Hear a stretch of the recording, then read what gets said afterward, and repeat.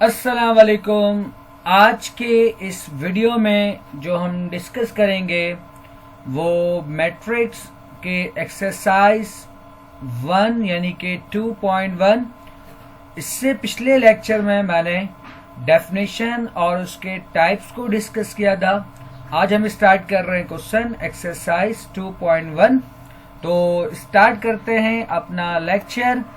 बस सबसे पहले अगर किसी बच्चे ने चैनल को सब्सक्राइब नहीं किया है तो वो चैनल को सब्सक्राइब कर लें ताकि मेरी वीडियो आप तक बआसानी पहुंच सके।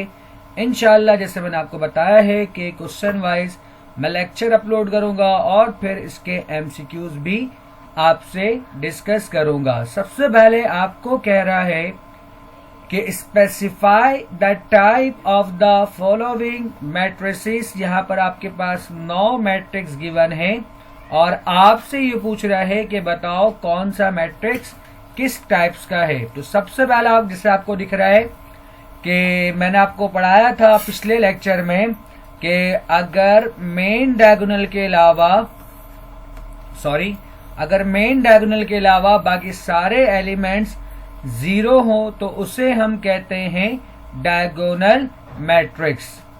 उसके बाद पार्ट 2 जो है आपके पास, इसके अंदर जस्ट एक कॉलम है, तो जिस मैट्रिक्स में एक कॉलम होता है उसे हम क्या कहते हैं, कॉलम मैट्रिक्स।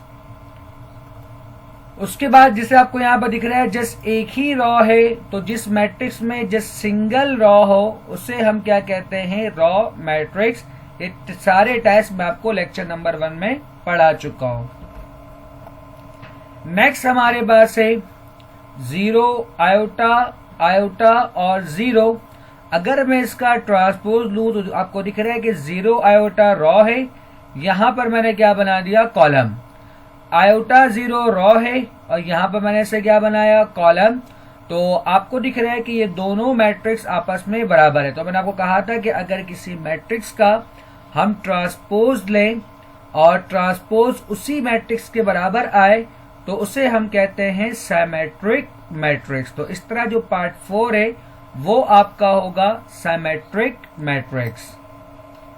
पार्ट 5 बहुत ही आसान सा कि इसके सारे मेन डायगोनल 1 हैं और बाकी सारे एलिमेंट 0 हैं, तो फिर इसे हम क्या कहेंगे, यूनिट मैट्रिक्स। पार्ट 6 आपके पास सारे एलिमेंट 0 हैं और मेन डायगोनल के एलिमेंट डिफरेंट हैं, तो इसे हम कहते हैं डायगोनल मैट्रिक्स। ठीक है, ये आपके पास क्या कहलाएगा, डायगोनल मैट्रिक्स।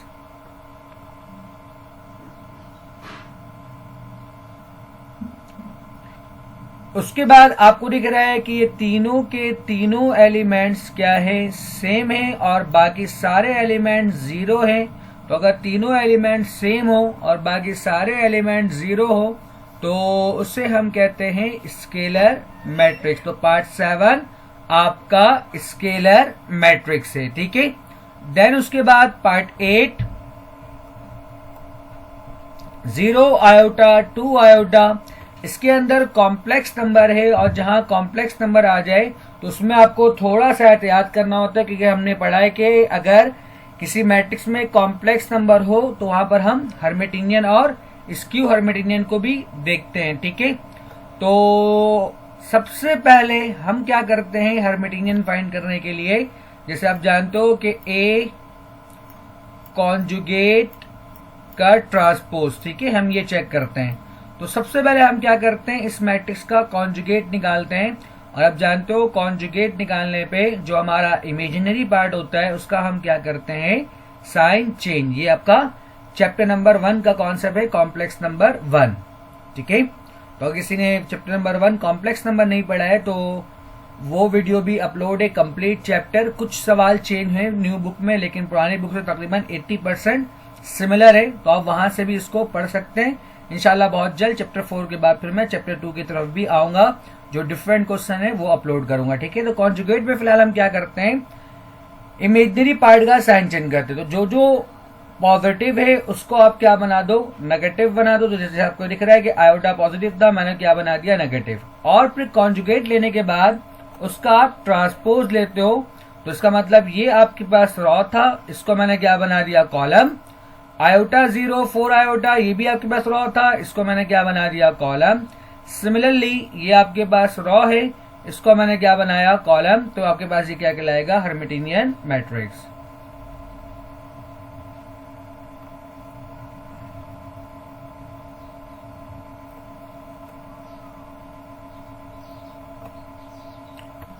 वैसे सवाल में थोड़ा सा इश्यू है कि अगर, क्योंकि हमने पढ़ा है कि अगर मेन डायगोनल के एलिमेंट 0 हो तो फिर उससे हम क्या कहते हैं, स्क्यू हर्मिटियन मैट्रिक्स। लेकिन अगर मैं स्क्यू हर्मिटियन के लिए होना क्या चाहिए, नेगेटिव ए कॉन्जुगेट का ट्रांसपोज होना चाहिए, ठीक है। अगर मैं माइनस साइन कॉमन निकालता हूं यहां पर, तो ये हो जाएगा प्लस आयोटा, ये प्लस 2 आयोटा। तो अगर मैं माइनस साइन कॉमन निकालूंगा तो ये ओरिजिनल मैट्रिक्स के बराबर नहीं आएगा, इसलिए मैं इसे क्या कह रहा हूं, हर्मिटियन कह रहा हूं, ठीक है।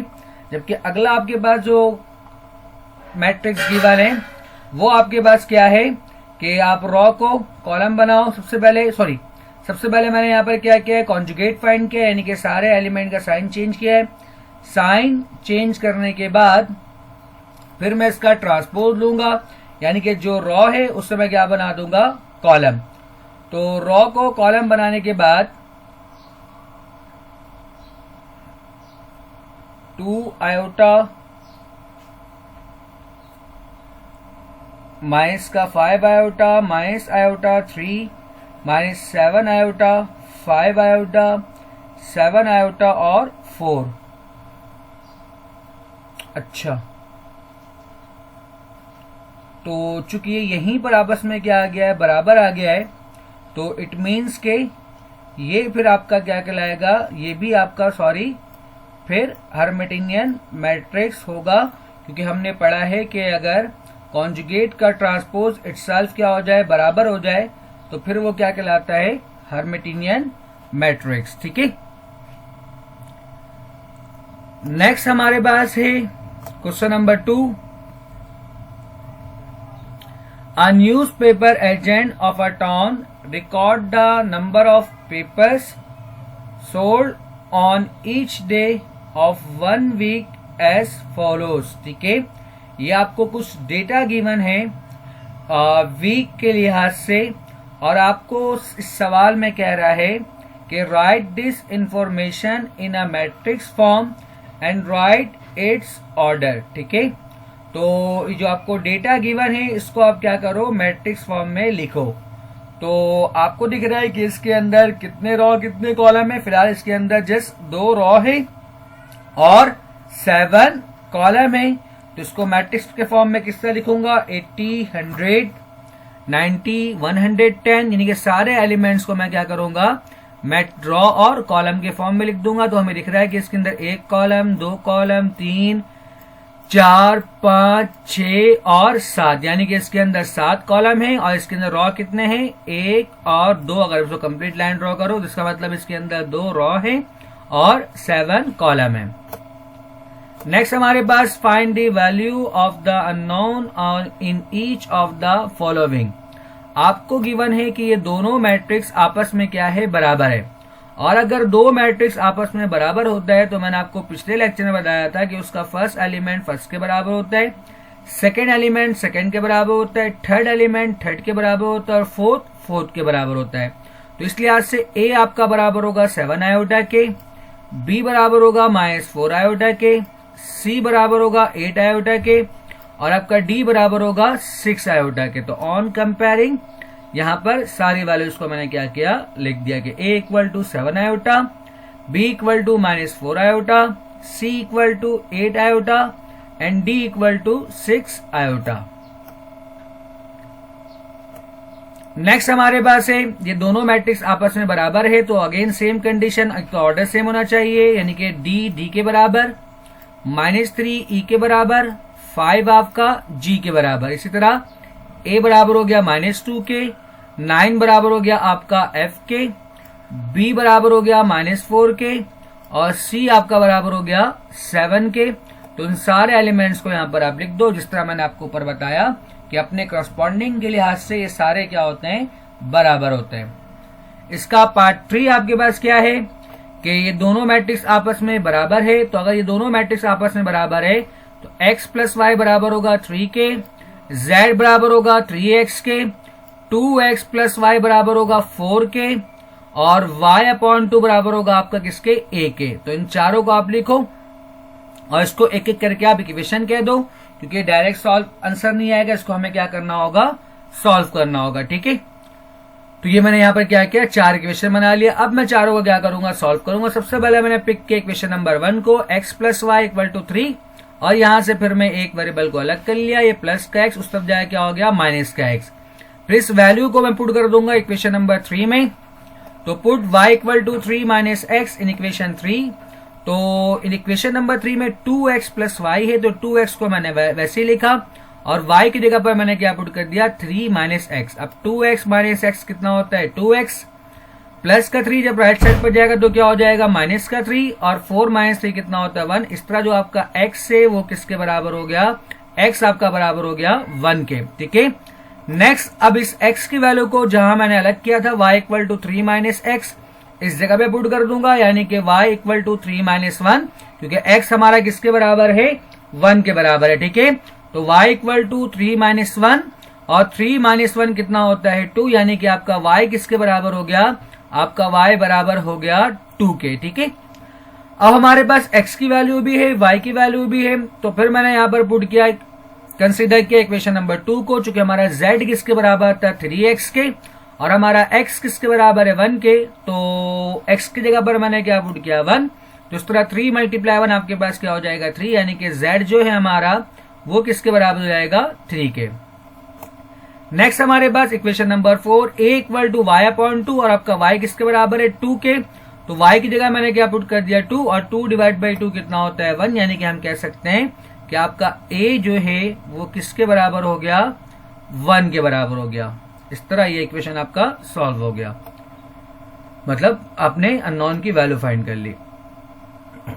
Find the transpose in each of the following matrices, जैसा कि आपको दिख रहा है कि ये -4 3 6 आपके पास रॉ है, इसको आपने क्या किया, कॉलम बना दिया, क्योंकि ट्रांसपोज में हम रॉ और कॉलम को चेंज करते हैं। सिमिलरली यहाँ पर 2 रॉ है, 2 आयोटा, 5 आयोटा, -3 आयोटा, ये रॉ है, ये भी आपका रॉ है। अगले में आपको क्या करना है, इसको कॉलम बनाना है।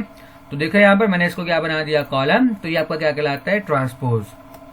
इसी तरह पार्ट 3, ये आपका कॉलम है, तो उसको मैंने क्या बना दिया, रॉ, तो ये आपका क्या कहलाता है, ट्रांसपोज।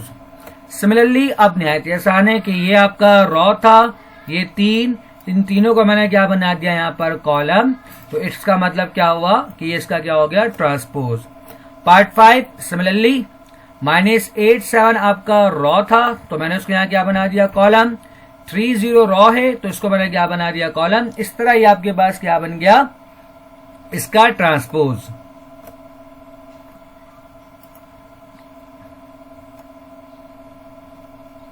नेक्स्ट क्वेश्चन हमारे पास, write down in tabular form.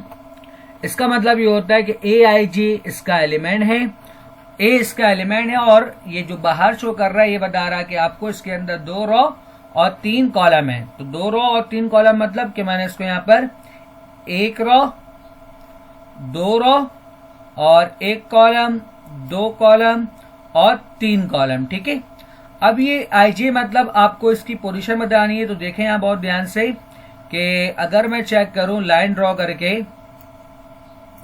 तो ये जो पहला एलिमेंट है ये फर्स्ट रॉ और फर्स्ट कॉलम में है, तो यहाँ पर मैं क्या लिखूंगा, 1 1। उसके बाद ये जो एलिमेंट है ये अगेन फर्स्ट रॉ में है और सेकेंड कॉलम में है, तो यहाँ पर मैं क्या लिखूंगा, 1 2। इसी तरह जो थर्ड एलिमेंट है ये कहां पर है, फर्स्ट रॉ में है और थर्ड कॉलम में, इसलिए मैंने यहाँ पर क्या लिखा, 1 3। सिमिलरली जब A21 के बारे में बात करूं तो अब देखिए ये सेकंड लाइन है, इसको मतलब ये सेकंड रॉ में है और वर्टिकल पहला है, तो मतलब फर्स्ट कॉलम में है, तो उसका मतलब क्या होगा, 2 1। इसी तरह 2 2 सेकंड रॉ सेकंड कॉलम और फिर 2 3। इसी तरह बाकी 3 सवाल है। अब वो कह रहा है 3 रॉ और 4 कॉलम बनाने, तो 3 रॉ और कितने कॉलम मैंने बनाए, 4 कॉलम, सब में आप x लिख दो। उसके बाद आप क्या करो, एलिमेंट की पोजीशन को बताओ, सिंपल, जैसे मैंने आपको बताया। अगर आपको लाइन ड्रॉ करना है तो आप लाइन ड्रॉ कर लो, वैसे आप अंदाजा कर सकते हो तो आप अंदाजा से बता दो कि कौन सा एलिमेंट किस जगह पर आ रहा है। तो आपको दिख रहा है कि ये फर्स्ट रो फर्स्ट कॉलम है, फर्स्ट रो सेकंड कॉलम है। इस तरह आप क्या करोगे, सारे एलिमेंट को लिख दोगे। सिमिलरली आपका थर्ड पार्ट। नेक्स्ट क्वेश्चन हमारे पास, which of the following are symmetric और स्क्यू सिमेट्रिक्स। सिमेट्रिक और स्क्यू सिमेट्रिक्स के लिए सबसे पहले हम ट्रांसपोज लेते हैं। अगर ट्रांसपोज बराबर आ गया तो सिंपल वो सिमेट्रिक हो गया, और अगर ट्रांसपोज बराबर नहीं आया तो फिर हम नेगेटिव साइन कॉमन निकालेंगे। तो अगर वो बराबर आया तो फिर स्क्यू सिमेट्रिक। तो सबसे पहले हमने क्या किया, इसका ट्रांसपोज दिया। 0 - 5 - 6 5 0 7 और 6 - 7 0। तो आपको दिख रहा है कि ये दोनों आपस में बराबर नहीं हुआ, ठीक है, साइन का फर्क है। तो फिर मैंने यहाँ पर क्या किया, माइनस साइन कॉमन निकाला। तो जैसे ही मैंने माइनस साइन कॉमन निकाला तो फिर ये दोनों आपस में क्या हो गया, बराबर। तो इट मीन्स के फिर इसे हम क्या कहेंगे, स्क्यू सिमेट्रिक, ठीक है। इसी तरह इसका पार्ट 2, सबसे पहले आप ट्रांसपोज लो। तो 7 5 8 आपका रॉ था, इसको मैंने कॉलम बना दिया। 5 - 1 6 आपका रॉ था, इसको मैंने कॉलम बना दिया। 8 6 - 1 ये आपका रॉ था, इसको मैंने क्या बना दिया, कॉलम। लेकिन आपको दिख रहा है कि ट्रांसपोज लेने के बाद ही आपस में क्या हो गया, बराबर हो गया। तो फिर इसे हम क्या कहेंगे, सिमेट्रिक। इसी तरह पार्ट 3 है, आपने सबसे पहले ट्रांसपोज दिया और ट्रांसपोज लेने के बाद आपको दिख रहा है कि साइन का इश्यू है। तो आपने क्या किया, फिर यहां से माइनस साइन कॉमन निकाला। जैसे ही आपने माइनस साइन कॉमन निकाला तो ये दोनों मैट्रिक्स आपस में क्या हो गया, बराबर। तो फिर से हमने क्या कहा, स्क्यू सिमेट्रिक। और लास्ट इसका पार्ट 4, सबसे पहले हमने क्या लिया, ट्रांसपोज, और ट्रांसपोज के साथ ही ये दोनों आपस में क्या हो गए, बराबर हो गए। तो इसका मतलब ये हुआ कि ये क्या कहलाएगा, सिमेट्रिक मैट्रिक्स। उम्मीद करता हूं कि आज का लेक्चर आपको समझ में आया होगा। वीडियो देखने के लिए शुक्रिया। अल्लाह हाफिज।